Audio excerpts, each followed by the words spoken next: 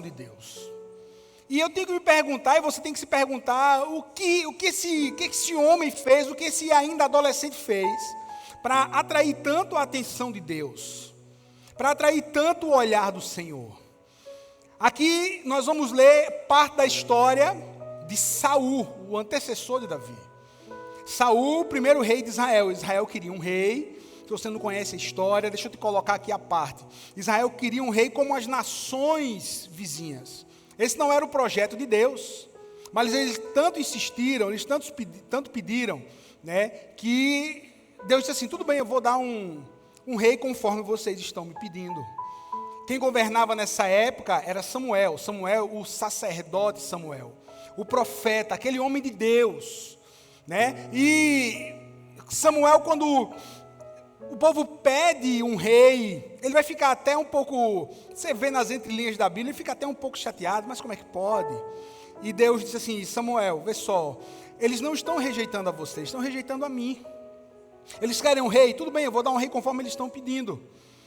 E aí o Senhor levanta Saul. E é interessante que você tem que observar como Saul começa a sua vida. Porque veja bem, irmãos, olha, começar bem é muito bom. Mas o mais importante do que eu começar bem é o terminar bem. É muito melhor começar bem e terminar bem. Agora, quem começa mal e termina bem, amém, porque terminou bem. Houve um ajuste, né? E a gente tem que estar sempre ajustando a nossa vida em todos os níveis, em todas as áreas. Essa noite é noite de ajuste para mim e para você. Essa semana vai ser uma semana vitoriosa. Quem crê nisso, irmão, em nome de Jesus? Essa semana vai ser fantástica, irmãos. Eu não sei aquilo que Deus tem preparado, eu não sei o que é que o Senhor vai fazer, mas eu creio firmemente que essa semana vai ser uma semana cheia da bênção do Senhor. É por isso que a gente está aqui no domingo, né? Já para consagrar os nossos dias e para agradecer a Ele aquilo que Ele vai fazer nos nossos dias. E é interessante que quando a gente vai ler 1 Samuel capítulo 14, 1 Samuel 13, é o texto que eu pedi para você abrir. Saul aqui era rei, só que ele vai desobedecer ao Senhor. E a desobediência de Saul, olha, vai ser a princípio, ao olhar mais simples, vai ser ele desobedece nas pequenas coisas. Mas ele começa a desobedecer nas pequenas e vai desobedecer nas grandes, ao ponto de fazer atrocidades, ao ponto de mandar matar sacerdotes do Senhor. Homens santos, homens de Deus, né? Mas tudo começa muito pequeno. E aqui o contexto que nós vamos ler, os filisteus, o grande inimigo de Israel, tinha se levantado para a guerra com Israel, e Samuel tinha dado uma ordem, olha, espera que antes da batalha, eu como sacerdote, eu vou imolar o sacrifício, vamos queimar o holocausto, e aí vocês partem para a batalha. Me espera, Saul. E o texto vai nos dizer que Samuel demorou a chegar no acampamento onde as tropas estavam reunidas, e o povo estava se dispersando por conta da demora de Samuel. Ele não estava demorando, era o tempo que não havia chegado, entenda isso, muito bem. Não tinha chegado o tempo, e Saul, vendo tudo aquilo, para ficar bem com o povo, você tem que entender isso. Ele vai imolar o sacrifício, algo que ele não podia fazer. Ele era rei, ele não era sacerdote, ele não podia fazer aquilo. E quando ele faz o sacrifício, que ele levanta, acende o holocausto, quando ele termina a cerimônia, Samuel chega na hora. E quando Samuel vê aquilo, é aí o texto, onde entra o texto que nós vamos ler. 1 Samuel capítulo 13, versículo 13 e 14, olha as palavras. Disse Samuel, você agiu como um tolo, Saul, desobedecendo o mandamento que o Senhor, o seu Deus, deu a você. Se tivesse obedecido, ele teria estabelecido para sempre o seu reinado sobre Israel. Mas agora o seu reinado não permanecerá. O Senhor procurou um homem segundo o seu coração e o designou líder do seu povo, pois você não obedeceu o mandamento do Senhor. Quem diz amém por isso? Quando eu leio essas palavras, irmãos, quando eu leio o próximo capítulo 14, o capítulo 15, fica aí a dica para você ler ainda hoje. Quando nós vemos os erros desse homem chamado Saul, a gente tem que tremer. E a gente tem que fazer uma autoanálise da nossa vida. Quando nós vemos Saul, um homem que Foi escolhido por Deus, sim, foi o Senhor que o escolheu. A história é uma história, ao ponto engraçada no começo, mas depois você vai ver uma história fantástica da escolha de Saul como rei. Mas quando nós vemos que ele desobedece, que ele começa a pisar na bola, a gente tem que ver também o caráter desse homem, o arquétipo desse homem. Como era que ele vivia, as decisões que ele tomou, que levou a ele ser rejeitado pelo Senhor. Ao contrário daquele que viria após ele, Davi. Ao contrário de Davi. São dois homens totalmente diferentes. Totalmente diferentes. Saul é um homem que ele não se arrependia de coração, era um homem que queria jogar para a galera, queria estar bem com o povo. A verdade é essa. Se você ler o capítulo 15, você vai ver que Saul, eu quero que o Senhor me perdoe, mas não era de coração. Aí Samuel diz assim, olha, você já foi rejeitado pelo Senhor. Aí ele vai cair aos pés de Samuel, vai puxar a veste, vai rasgar um pedaço da veste de Samuel. E Samuel vai dizer assim, olha, assim como está rasgada aqui a minha veste, o Senhor acabou de rasgar o teu reino. Não dá mais para você. E ali é interessante que quando você vê a resposta de Saul, que ele dizendo assim, tá bem Samuel, o meu reino foi rasgado, agora sai de boa aqui comigo, sai de boa aqui para que os anciãos do povo vejam que nós estamos bem. Olha a preocupação do homem. Querer se mostrar bem quando não estava nada bem, ele diante de Deus e as coisas no seu coração. Saul é um cara dissimulado, Saul é um cara que é um mentiroso. É um homem que não tem um caráter trabalhado por Deus. Ele quer sair bem na foto. Tudo bem, Samuel, o reino foi rasgado, mas sai de boa comigo. Eu quero que o povo veja e ache e pense que está tudo bem. Querido, veja só, o Senhor conhece o nosso coração e não adianta externamente nós estarmos até demonstrando que estamos bem, quando o nosso coração está pesado diante de Deus. Quando nós sabemos que nós precisamos dos ajustes que vêm do alto, que vêm do Senhor. Dois homens totalmente diferentes, Saul e Davi. Se eu perguntar aqui, quem deseja que o Senhor derrame a unção de Saul sobre a sua vida? Tem alguém que deseja a unção de Saul? Tem alguém? Tem alguém que deseja a unção de Davi na sua vida? É interessante isso, né, irmão? Porque, deixa eu trazer, a unção era a mesma.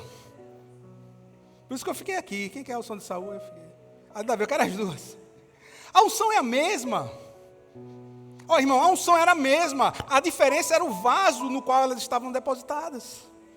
A diferença é o coração. Deus entregou. E unção, entenda bem, eu gosto dessa definição de unção, que não é cortar, que não é o falar em línguas, que não é o profetizar. Meu irmão, a unção dada por Deus é uma capacidade que vem do alto da gente desenvolver o nosso chamado muito bem aqui na terra.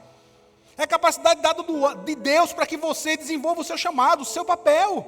Para que nessa semana você vá bem no seu trabalho, que você receba a unção do Senhor, que você saiba negociar, que você saiba fechar negócios, que você possa abrir portas, e que tudo isso nós precisamos da unção de Deus. Ei, nós precisamos da unção de Deus para tudo na nossa vida. Agora nós, os vasos, temos que ser transformados. A diferença era o coração, a diferença era o vaso. Davi era um homem totalmente diferente em tudo em relação ao primeiro rei Saul. Os erros de Saul, irmãos, tem que nos ensinar, para que a gente não venha cair nos mesmos erros que ele caiu. Um homem que começou até certo, mas no meio da sua caminhada vai se transformar num monstro terrível. Se Davi é um homem transparente diante de Deus, Saul era um dissimulado de maneira radical em tudo que ele fazia, procurando apenas a popularidade. Olha só, irmãos, nesses versículos que nós lemos, Saul, se você tivesse obedecido, o seu reino, a sua descendência estaria confirmada no trono de Israel. Era esperar. Espera, eu vou acender o holocausto. A gente muitas vezes nós não queremos esperar as coisas e acabamos trocando os pés pelas mãos, não é mesmo?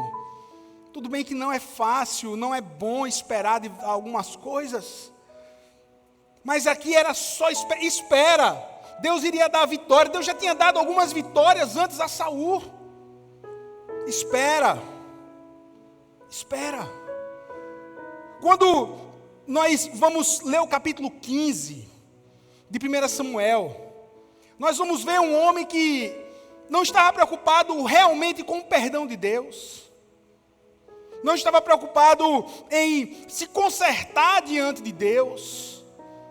Ele queria ter a aprovação e ficar bem com os homens. Irmãos, em nome de Jesus, vamos aprender a entender que Deus, Ele conhece o nosso coração, Ele nos sonda. O Senhor sabe o que está se passando no seu coração agora. O Senhor sabe o que você deixou na sua casa. O Senhor sabe aquilo que você vai enfrentar amanhã. Ele sabe quais são as suas dores. Ele sabe quais são os seus agradecimentos, os seus pedidos. Ele sabe tudo, Ele conhece você. Deus conhece, e a melhor coisa é nós nos desnudarmos diante de Deus, deixarmos que o nosso coração seja transformado pelo nosso Deus. Quem diz amém por isso? Eu aprendo com Davi que ele era um homem dessa forma. Ele era dessa forma. Quando eu vejo Davi, o que chamou a atenção de Deus, olha, vê só, eu vejo um homem totalmente desconjuntado diante de Deus. Eu vejo um homem totalmente quebrantado diante de Deus.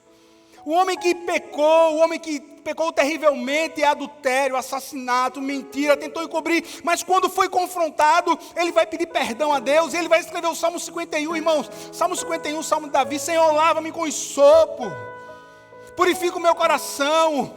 Aí ele vai dizer assim: Senhor, o coração contrito e despedaçados, o Senhor não vai reprovar. Eu estou dessa forma, Deus. Olha só, Davi, ele vai escrever um salmo. A diferença é essa. Meu irmão, Deus procura adoradores que o adorem em espírito e verdade, amém? Mas adorador em espírito e verdade é aquele que tem um coração transformado por Ele. Sabe o que é que Deus quer? Transformar você, te fazer um marido melhor, um filho melhor, uma esposa melhor, um funcionário melhor, um patrão melhor. Ele quer transformar você, Ele quer transformar o seu coração, Ele quer transformar a sua vida. O que era que chamava a atenção de Deus nesse menino Samuel? O que foi que chamou? Porque você vai ver que capítulo 15... o Senhor mais uma vez reprova Saul, ele mais uma vez desobedece. Aí o capítulo 16 vai ser a unção de Davi. Quando o Senhor manda Samuel, vai agora a Belém, vai lá na casa de Jessé, porque eu já escolhi um novo rei para Israel. Eu já escolhi.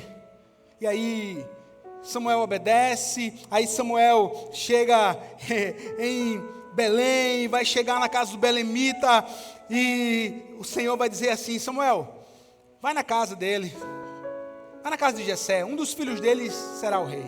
Aí interessante o versículo, de 1 Samuel, aqui, 16, a partir do versículo 6, porém o Senhor disse a Samuel: não atentes para a aparência, nem para a altura, porque eu o rejeitei. Porque o primeiro filho tinha passado Eliabe, tinha passado Samá, Aí Davi achava que era um desses. Aí o Senhor diz: o homem vê o exterior, porém o Senhor vê o coração. Então chamou Jessé a Abinadab e fez passar diante de Samuel, o qual disse: nem a este escolheu o Senhor.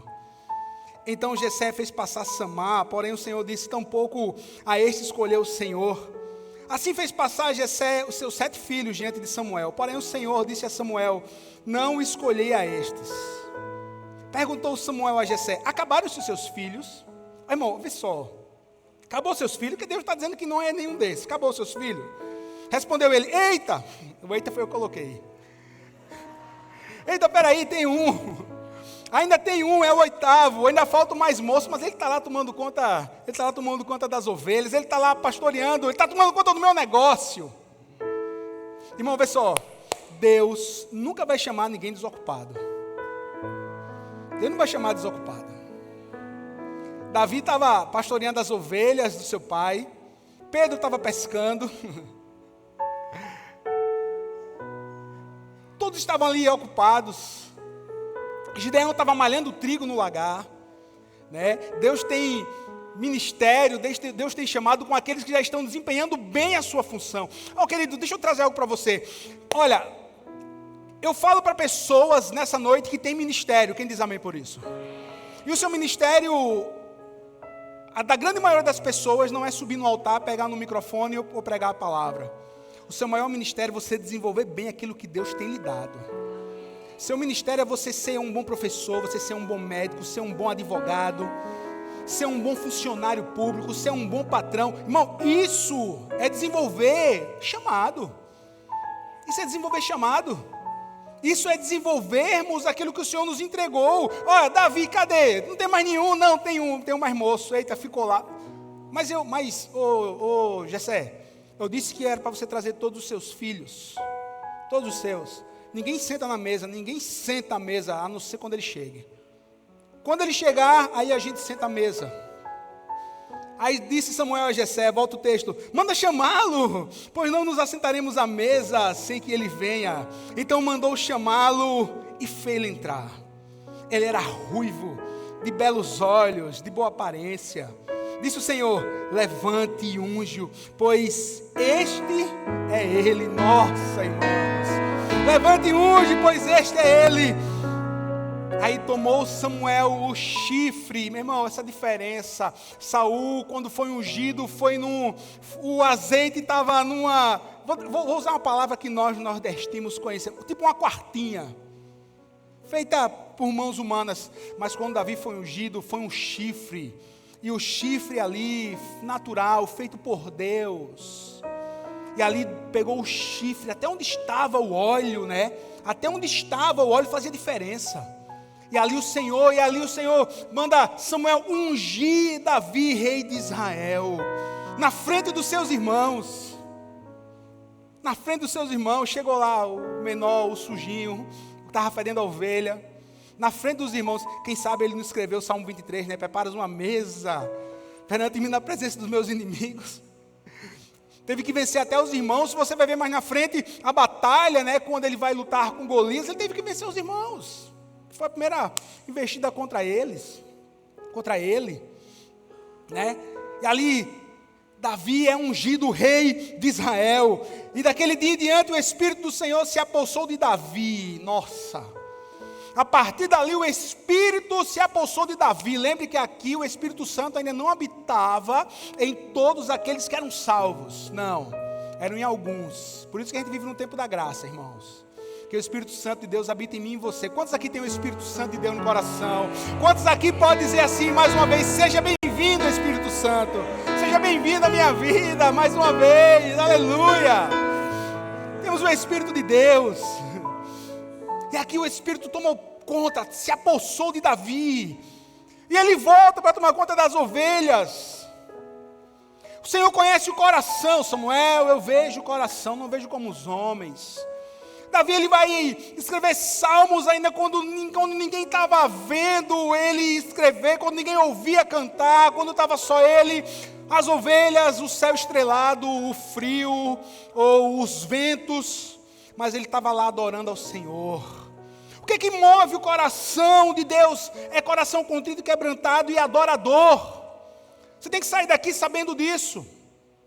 Não é a aparência, não é o que você tem, não é o que você gera, não. É o seu coração.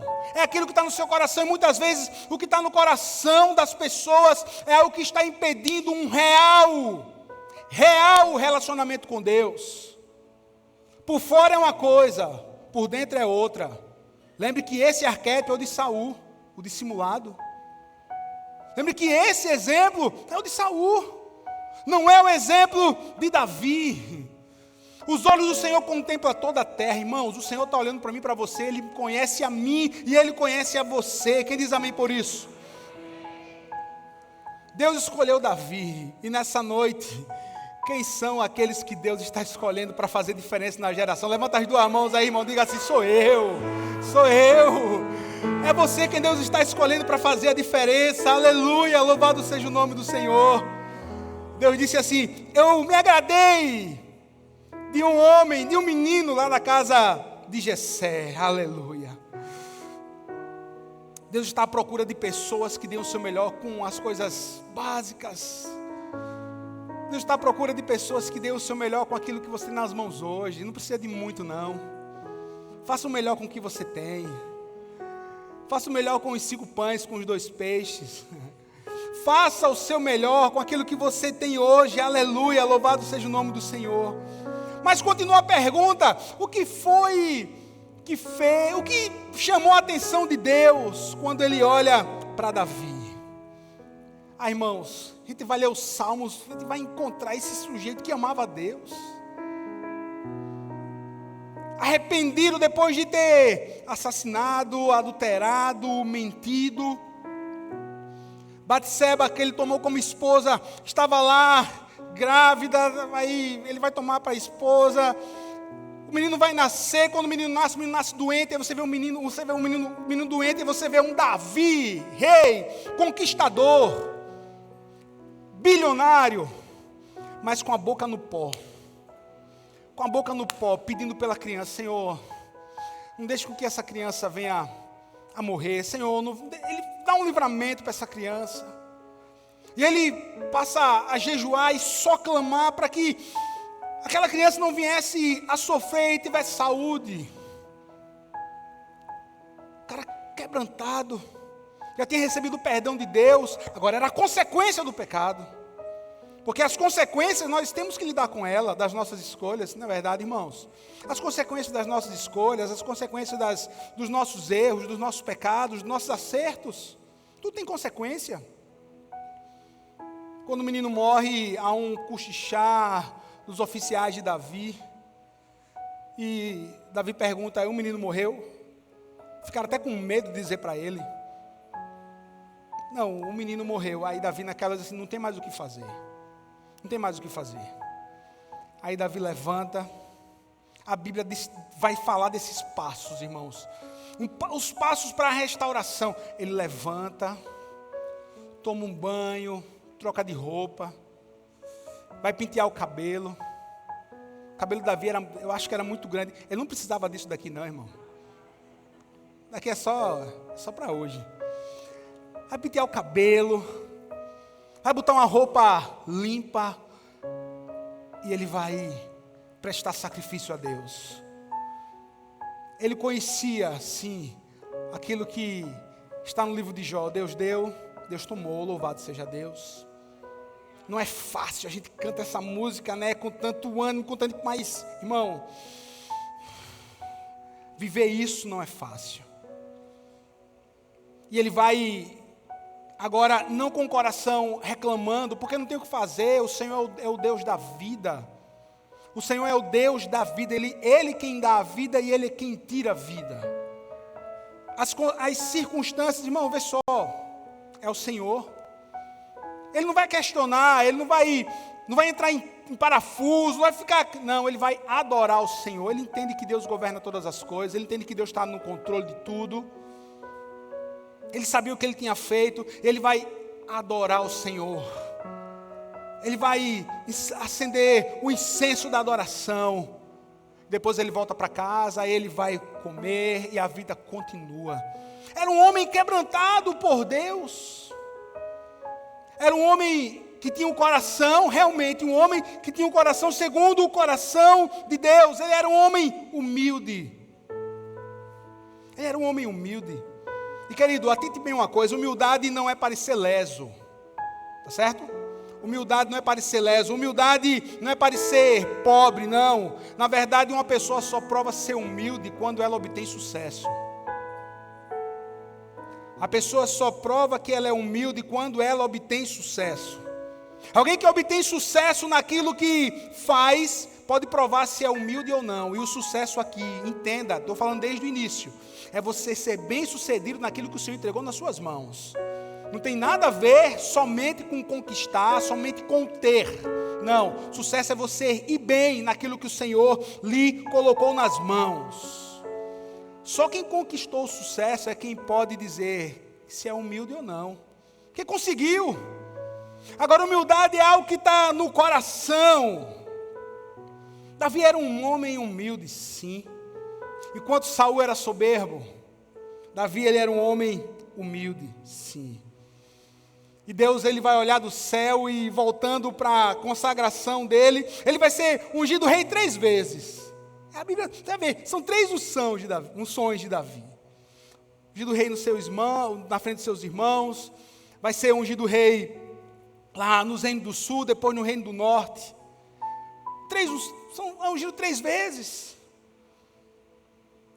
Mas quando ele já é o grande rei de Israel, mas quando ele já é o conquistador, quando ele já é o grande homem que trouxe prosperidade a todo o reino, Deus continua a olhar do céu e diz assim: rapaz, eu continuo a me alegrar com Davi. Ô irmãos, que essa seja também a minha e a sua história. Quem diz amém por isso? Que Deus possa olhar para mim e para você durante toda a jornada da nossa vida e dizer assim: Ele cumpre os meus princípios, Ele vive a minha palavra, ela vive a minha palavra. Está passando pela luta, passou pela prova, tendo ou não tendo, continua fiel. Olha aí, meu Deus do céu, que bênção! Ser olhado por Deus e aprovado. Temos o compromisso com as palavras do Senhor, temos o compromisso com os princípios. Irmão, vê só, Deus ele tem negócio com aqueles que guardam os seus princípios. Quem diz amém por isso? Deus tem negócio com aqueles que guardam o princípio. Isso daí é fato. Por que foi que Deus chamou Abraão? Por que Deus escolheu Abraão? Por que da escolha de Abraão? Diretamente, a gente não vai saber o porquê. Mas quando a gente vai ver Gênesis 18, nós vamos entender o chamado de Abraão. Abraão, você foi chamado, você foi escolhido, está aqui, ó, fará com que a descendência, depois de você, herde a promessa. Ele seria um líder que passaria a promessa de Deus de geração em geração. Circuncisão.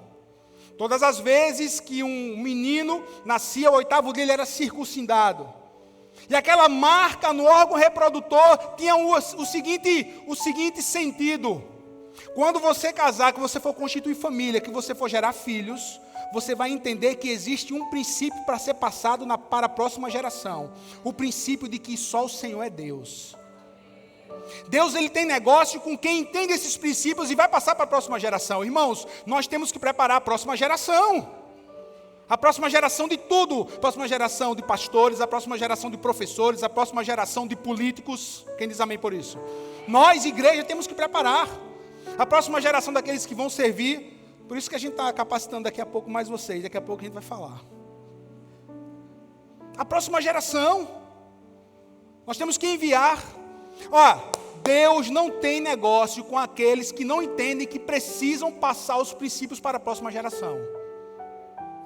Quem foi que Deus chamou para libertar o povo do Egito? Um homem chamado Moisés. Mas tem uma passagem na Bíblia, né, que dá uma dor de Moisés, quando ele estava vindo lá em direção ao Egito. Deus aparece numa estalagem e quer matar Moisés. Você quer matar Moisés? Aí Zípora, a esposa, vendo aquela situação toda, circuncida o filho de Moisés. Aí Deus não queria mais matar Moisés. Por quê? Porque eu entendo isso, essa é a mensagem. Deus tem negócio com aqueles que vão passar os princípios para a próxima geração. Você pai, você aqui mãe, você pai, você mãe, você que está aqui me ouvindo, nós precisamos entender que nós temos essa missão.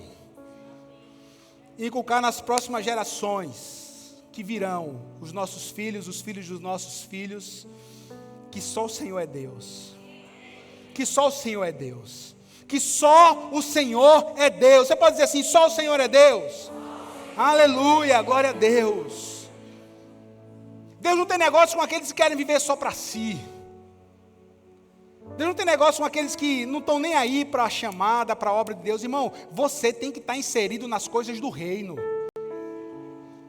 Não é só vir para a igreja, sentar no banco, não, irmão. Deus tem muito mais para fazer através de você. Falo mais uma vez, a grande maioria não é estar em cima do altar com o microfone, não, mas é desenvolver bem aquilo que Deus colocou nas suas mãos. Deus, Ele tem negócio com aqueles que entendem isso. Viver só para si é um desperdício, irmão. Viver só para a gente é desperdício. Está em alta hoje, né? Viver só para a gente. Está em alta, né? A autoajuda que está aí disponível em todo canto diz assim: se preocupe menos com os outros. Olhe mais para você. Olhe mais para o seu interior. Dê mais tempo para você. Dê mais tempo para você. Conhece esse discurso? Dê mais tempo para você. Esqueça mais um pouco a sua família. Respire. Irmão, isso é totalmente antibíblico. Isso é totalmente antibíblico, porque o ensino cristão não é viver para mim, é viver para os outros. A vida cristã é uma vida de serviço. A vida cristã é uma vida de serviço. Não é viver para mim, não, é viver servindo. Eu estou aqui para servir a minha família, eu estou aqui para servir os meus filhos, a minha esposa, eu estou aqui para servir a minha igreja, eu estou aqui para servir a minha comunidade, você está aqui para servir. A nossa vida é uma vida de serviço. Jesus viveu uma vida de serviço. E a pessoa, quando chamasse Jesus, já tem ali o endemoniado ali, diz: não, agora estou muito cansado, agora eu não vou, agora não dá. Irmãos, a vida cristã é uma vida de serviço. Eu vou aprender com Davi, esse homem que serviu tão bem o reino de Israel. Quem diz amém por isso? Um homem que errou feio, sim. Mas um homem com coração arrependido, com coração contrito, com coração quebrantado. O homem que queria ficar bem na fita era Saul. Irmãos, eu quero me achar aprovado diante de Deus. Quero me achar aprovado diante de Deus, não é diante dos homens. Importa agradar a Deus do que agradar aos homens. Primeiro agrada a Deus. Saul era o contrário. Era um cara que ia sentir como era que estava o povo para poder agir. Davi não, Davi era o líder. Venham, a direção que Deus está dando para mim é essa. Venham comigo. Irmão, liderança é inspirar pessoas a seguir os passos do líder. É inspirar. Davi era um homem tão inspirador, era um homem que tinha um coração voltado para Deus, que ele vai na perseguição louca de Saul, durante 20 anos de perseguição. Tem um tempo que Davi, ele vai para o deserto, vai para a caverna de Adulão, um refúgio meio deserto. Até no deserto tem refúgio para mim e para você, quem diz amém por isso? Tem refúgio para mim e para você. E escute bem uma coisa: o tempo do deserto é o tempo no qual nós vamos aprender as lições do deserto. Quando as lições do deserto, nós aprendemos, aí a gente sai do deserto.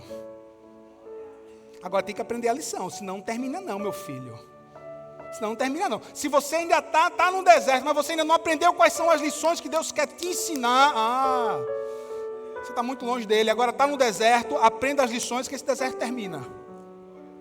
Aprenda, porque não faz sentido eu aprender a lição no deserto e vou permanecer lá. Não. Deus vai abrir a porta, você vai sair, vai passar. Vão vir até outros à frente, mas você já sabe como vencer. O propósito do deserto é nos ensinar. As provas, esse é o propósito. Vamos aprender. Vamos ter um coração ligado no céu. Vamos só ficar reclamando, chorando, perguntando onde é que está Deus. Agora, irmão, em nome de Jesus, quem tem promessa aqui na sua vida? Ô, irmão, pelo amor de Deus, a gente tem liberado palavras de promessa, tantas palavras, né? Recebemos nessa última semana que passou. Agora, se tem promessa e não sai do deserto, não vai cair na falácia de dizer que quem tem promessa de Deus não morre não, porque morre.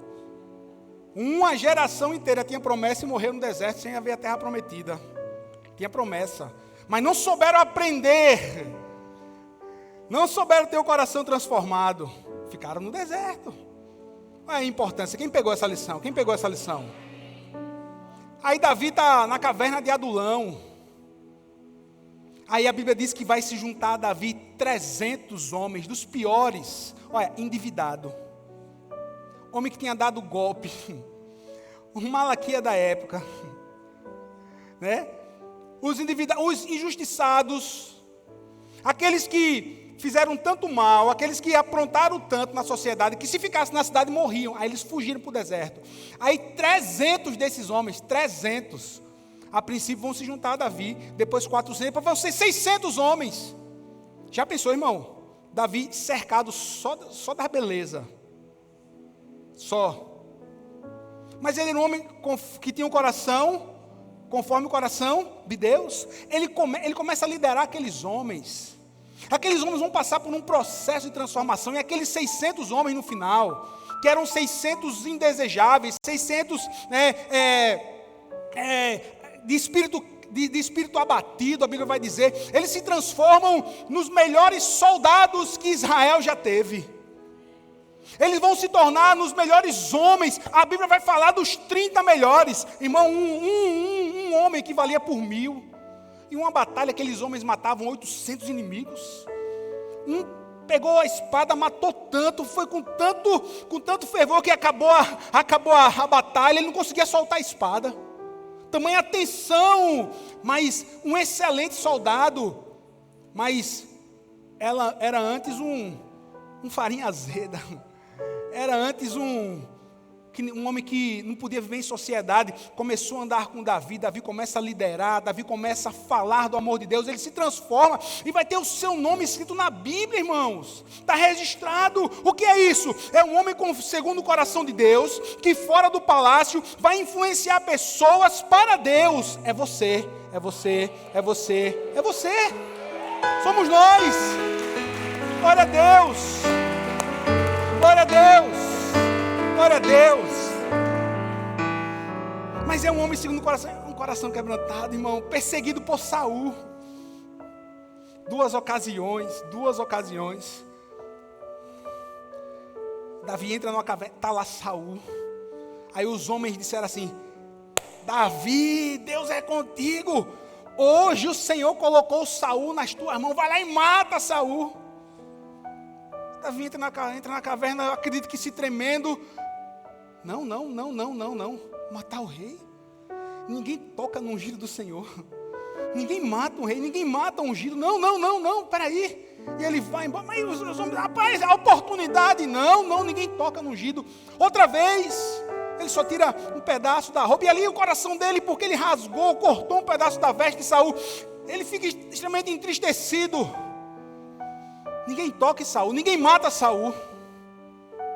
Ninguém mata uma pessoa, não. Espera que ele vai se matar. Espera situações na sua vida que você não vai precisar resolver. Por elas mesmas, elas serão resolvidas. Você não vai precisar fazer nada, só descansar em Deus. Ninguém mata Saul, não, por ele tirou a própria vida. Misericórdia. E aqui você entende quando eu falo isso, são situações para a gente hoje, amém? Situações que você não vai, irmão, deixa Deus trabalhar. Deixa Deus agir. Esse é o homem segundo o coração de Deus.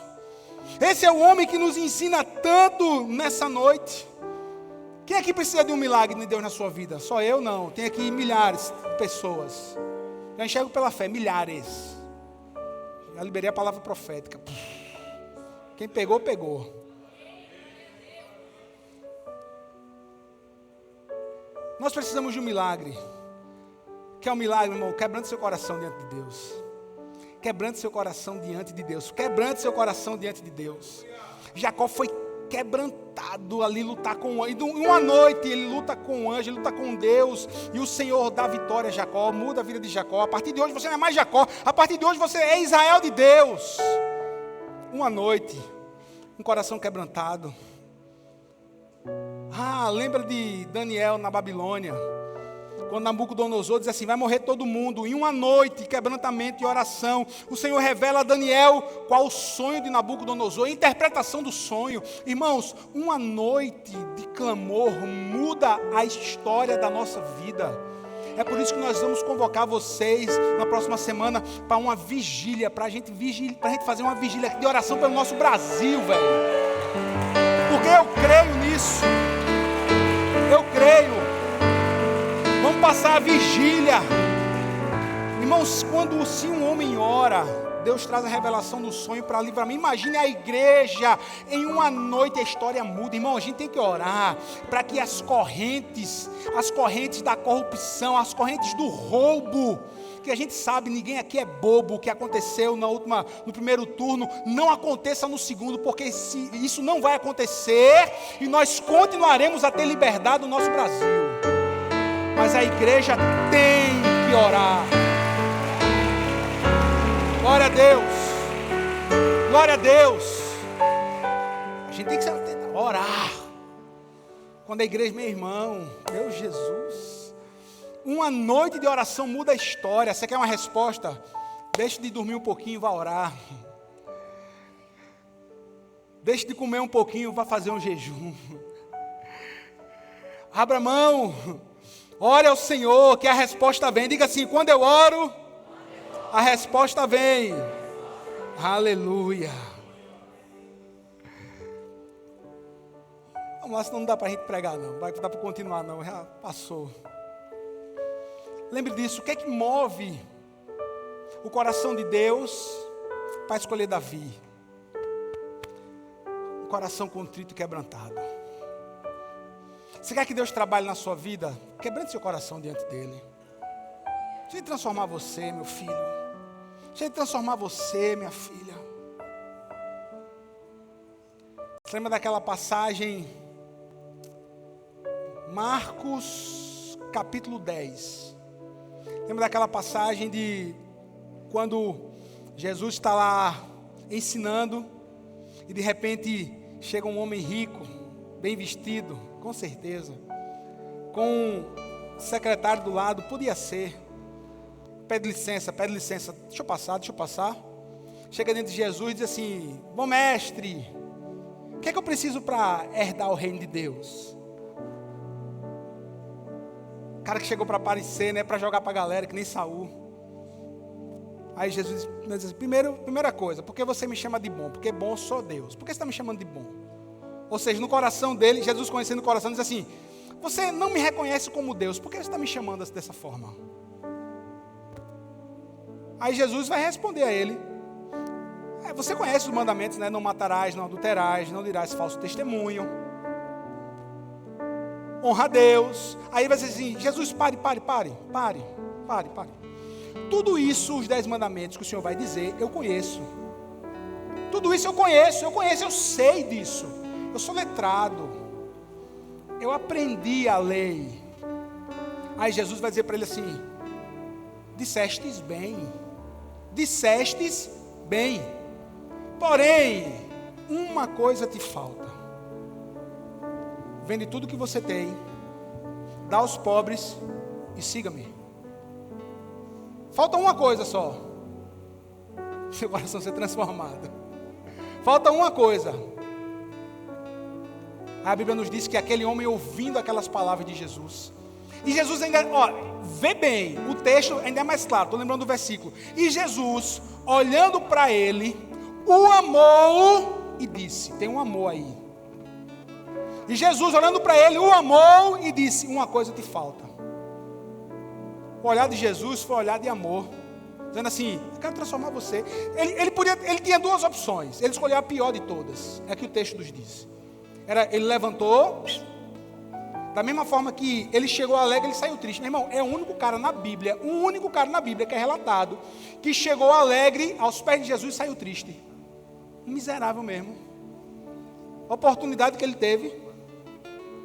Aí Jesus: uma coisa te falta, vende tudo que você tem e dá aos pobres de cima. Aí ele vai, levanta e vai embora triste. Aí Jesus vai dizer, aquela parte que a gente entende, né? Olha, é mais fácil um camelo passar no buraco da agulha, que não é agulha tá certo? Era uma passagem que tinha em Israel, do que um rico entrar no reino de Deus. Ele está falando de quem é rico? Não, ele está falando de quem ama a grana, de quem ama o dinheiro, de quem é o Deus é Mamon. Sabe o que Jesus queria fazer ali? Transformar o coração dele. Sabe o que Jesus quer fazer nessa noite? Transformar o meu e o seu coração. O que foi que Deus enxergou? Um coração quebrantado, contrito de Davi, amém. Aquilo que está impedindo você de chegar a Deus, está na hora de você entregar no altar do Senhor, para que de coração livre, você possa adorá-lo e que os olhos do Senhor se voltem para você. Entenda isso. Em nome de Jesus, essa é a mensagem. Aí o jovem rico poderia ter dito assim: Jesus, o Senhor está me chamando para te seguir, não é isso? Eu amo o Senhor, eu venho aqui, eu respeito o Senhor, eu amo. mas eu amo mais o meu dinheiro. Eu amo mais o que eu tenho. Eu amo mais. Agora quer saber? Me ajude, Jesus, a que eu possa deixar tudo isso de lado e ter aqui um compromisso com o Senhor. Ah, meu irmão, se o coração contrito e quebrantado o Senhor não rejeita, imagine se aquele homem tivesse tido essa atitude. Imagine você sair daqui hoje, deixando no altar do Senhor aquilo que tem que ser deixado: a sua malícia de coração, a mentira, a sua dissimulação, a outra face que só você sabe que você tem, as suas mazelas, deixar tudo no altar, dizer assim: Senhor, me ajude, porque eu quero que o Senhor olhe do céu e enxergue a mim semelhante a Davi. Nossa, amém, teve um amém, irmão, que entendeu? Eu quero que o Senhor me enxergue. Agora, tem um bocado de coisa que eu tenho que deixar aqui no teu altar, e sozinho eu não consigo. E quer saber, Jesus, eu quero deixar hoje. Eu quero deixar hoje. Eu quero que o Senhor me transforme hoje. Eu quero que o Senhor me mude a minha vida, o meu coração hoje. Eu termino aqui com as palavras de esperança, com as palavras de força. Que o leão de Judá ele possa continuar rugindo na nossa vida. Quem diz amém? Eu li uma frase ontem, eu até publiquei. Uma frase de Johann Gott. Disse o seguinte: seja ousado e forças poderosas se unirão a você, porque o destino favorece aos bravos. Meu irmão, que palavra é essa? É interessante que as palavras de Deus são palavras de ânimo, palavras de incentivo, palavras de transformação, palavras de renovo. A palavra de Deus está sempre empurrando a gente para que a gente possa entregar o nosso melhor, para que a gente possa viver o nosso melhor. A Bíblia diz assim: Josué, tenha coragem, não temas. Guarde somente as palavras, lei, tem coragem, não tem. Irmão, o incentivo do Senhor para mim e para você, Ele é o mesmo hoje. O Senhor está incentivando a eu e você, nós entregarmos o nosso coração a Ele, para que a gente possa ser quebrantado, para que a gente possa viver bem. Você entendeu? Você entendeu? Para que a gente possa viver bem. A palavra continua a mesma para mim e para vocês. A palavra que Deus disse para Isaías: olha, eu sou contigo, não temas. A palavra que Deus deu para Caleb, Ele continua entregando para mim e para você hoje. Como os inimigos, como o pão são os inimigos nas nossas mãos. É para você também essa palavra hoje, igreja.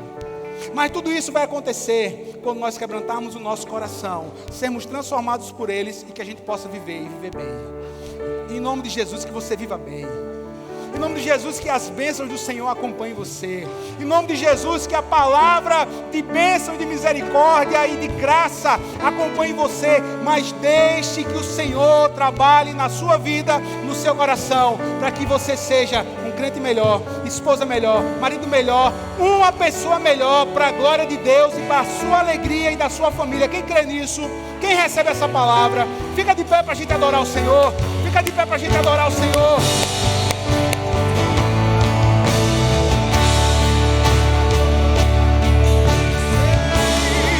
Adorar é o que sou, nada pode calar um adorador.